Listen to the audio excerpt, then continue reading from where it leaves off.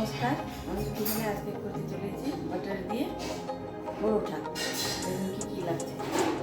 আমি আটার মধ্যে তেল দিয়ে দিচ্ছি, সরষের তেল পরিমাণ মতন, লবণ, চিনি আর দিয়ে দিচ্ছি আজওয়ান।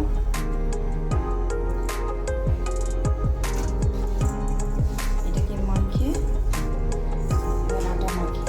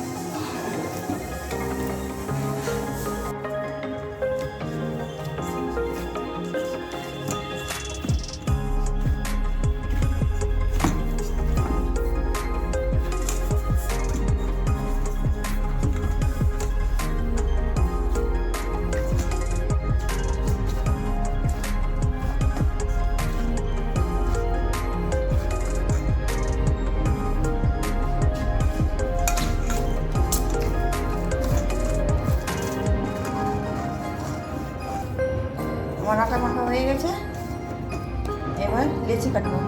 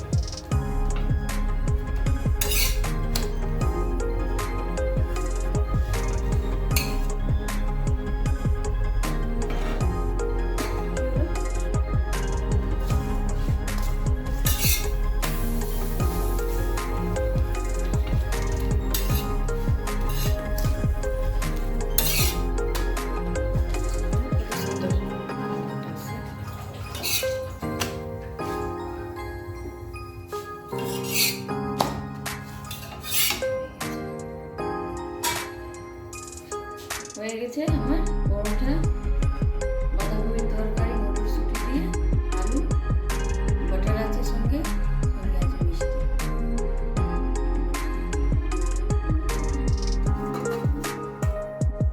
আনি টেস্ট করে দিছো না?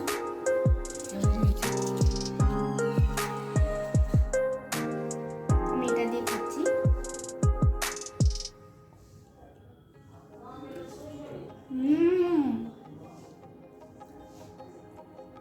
বাটার দিয়ে পরোটা প্রথমবার খেলাম, খুব ভালো হয়েছে রেসিপিটা।